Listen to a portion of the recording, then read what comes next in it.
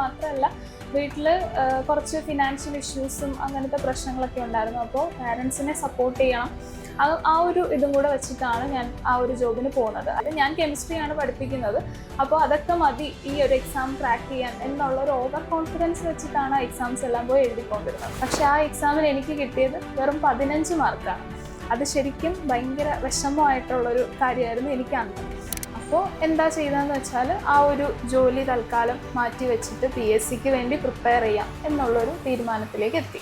അപ്പോഴാണ് ഞാൻ അജിൻ സാറിനെ കോൺടാക്ട് ചെയ്യുന്നത്. സാറ് എന്നെ ഓഫ്ലൈനായിട്ട് പഠിപ്പിച്ചിട്ടുണ്ട്.